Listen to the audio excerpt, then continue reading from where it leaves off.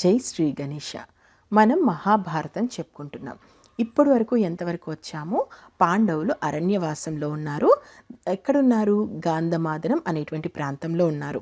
ఇక్కడ ఏం జరిగింది? ద్రౌపది సౌగంధికా పుష్పం తెమ్మని భీముని కోరింది.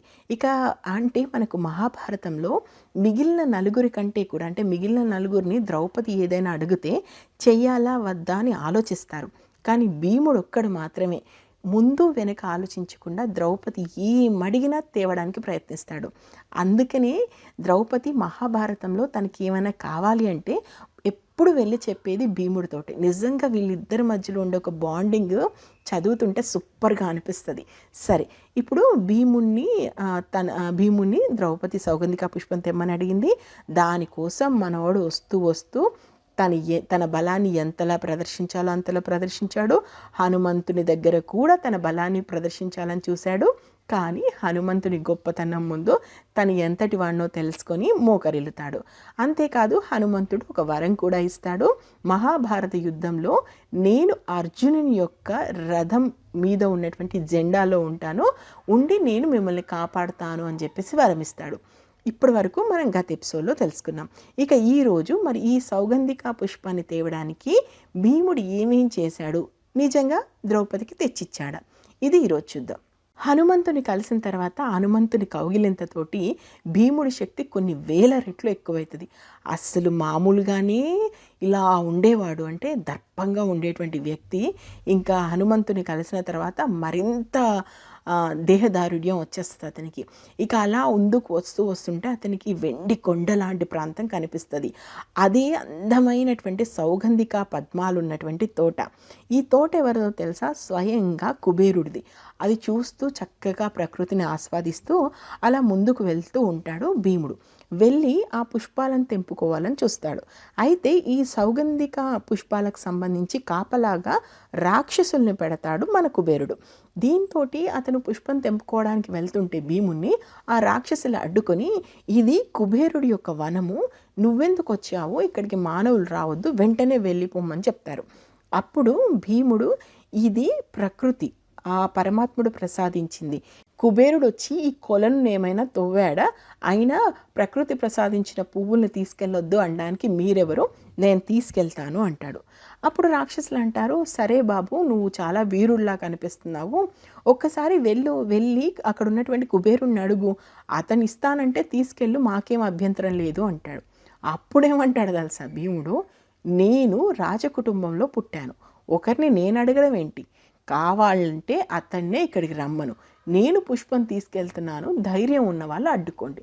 భీముడు చేష్టలు నిజంగా ఇలాగే ఉంటాయి. ప్రతి దానికి కొట్లాటకు దిగుతాడు. నేను తీసుకెళ్తా, నీకు దమ్ముంటే అడ్డుకో, ఇలాగే ఉంటుంది. ఇక చూడు, ఆ రాక్షసులతోటి ఉంటుంది. ఆ సౌగంధిక పద్మాలు ఉన్నటువంటి తోటని ఎంత నాశనం చేయాలో అంత నాశనం చేస్తాడంటే, అక్కడికి రాక్షసుల్ని వచ్చిన వాళ్ళను వచ్చినట్టు కొడుతుంటాడు. అసలు ఆయన గద దెబ్బలకి ఎవడు చచ్చాడో ఎవడు బ్రతికున్నాడో కూడా తెలియదు. పదులు, వందలు, వేలు, లక్షలు ఇలా రాక్షసులు పుట్టుకొస్తూనే ఉంటారు, వాళ్ళతో యుద్ధం చేస్తూనే ఉంటాడు. అసలు అది ఒక్క పువ్వు కోసము భీముడు చేసినటువంటి యుద్ధం మహాభారతం చదువుతుంటే దేవుడా, అంటే భార్య పువ్వు అడిగింది కదా అని అది తేవడానికి ఇంత చెయ్యాలా అనిపిస్తుంది నిజంగా. ద్రౌపది మీద భీముడికున్న ప్రేమ అంతా మనం ఇక్కడ చూసుకోవచ్చు.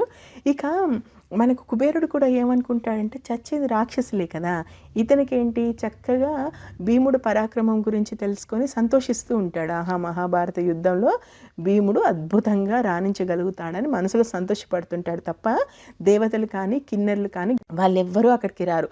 వచ్చిందంతా మూర్ఖులైనటువంటి రాక్షసులే వస్తారు, చస్తారు. ఇదంతా జరుగుతుంటే అక్కడ గంధమాదనం మీద ధర్మరాజు, నకుల సహదేవులు, ద్రౌపది, మిగిలిన కొంతమంది బ్రాహ్మణులు ఉన్నారు కదా, అక్కడ వాళ్ళకి విపరీతమైనటువంటి ప్రకృతి కంపనాలు కనిపిస్తాయి.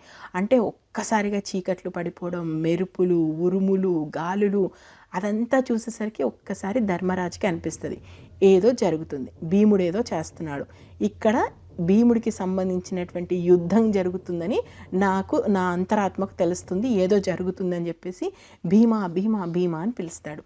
ఇంకెక్కడ భీముడు, ఎటువైపు పిలిచినా భీముడు పలకడు. వెంటనే ద్రౌపది మెల్లగా వెనక నుంచి వచ్చి ధర్మరాజు ముందు నిల్చుని, నేనే భీముణ్ణి సౌగంధిక పద్మం తెమ్మని పంపించాను అంటది.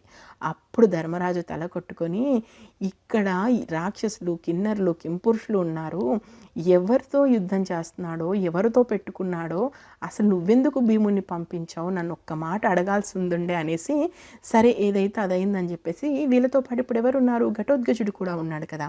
సో వెంటనే ఘటోత్కచుడిని పిలిచి, నాయన మీ నాన్న ఎక్కడో యుద్ధం చేస్తున్నట్టు నాకు అనిపిస్తుంది, ఆ ప్రాంతానికి వెంటనే మమ్మల్ని తీసుకెళ్ళు అంటాడు.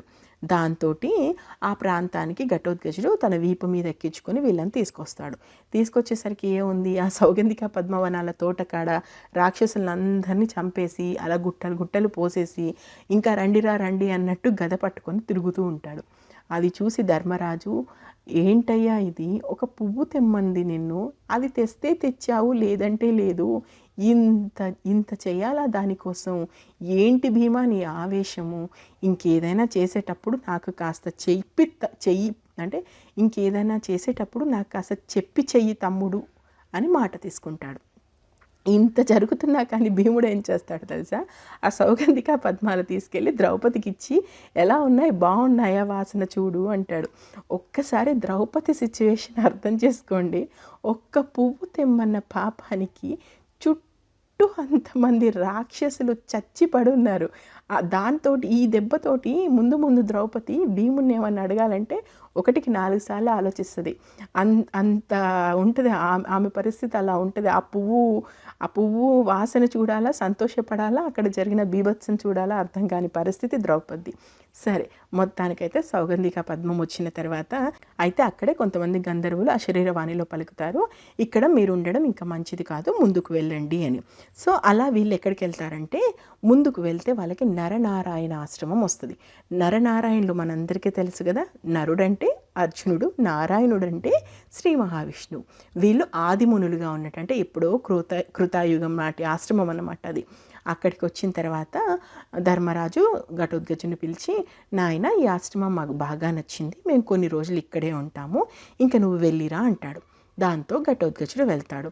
మరి నరనారాయణ ఆశ్రమంలో వీళ్ళు ఎన్ని రోజులు ఉన్నారు, ఆ తర్వాత ఏం జరిగింది, ఇంతకి స్వర్గంలో ఉన్నటువంటి అర్జునుడు ఎప్పుడు వస్తాడు, ఆ తర్వాత కథ ఎటు వెళ్ళింది అనేది మనం నెక్స్ట్ ఎపిసోడ్లో చూద్దాం. నేను మహాభారతం ఉన్నది ఉన్నట్టు చెప్తున్నాను, మీకు నచ్చితే ఆశీర్వదించండి. ఇప్పటి వరకు మహాభారతంలో ఏం జరిగిందో తెలుసుకోవాలనుకుంటే మన ఛానల్లో ప్లేలిస్ట్లోకి వెళ్తే మహాభారతం ప్లేలిస్ట్ ఉంది, మీరు చూడొచ్చు. Thank you. జై హింద్.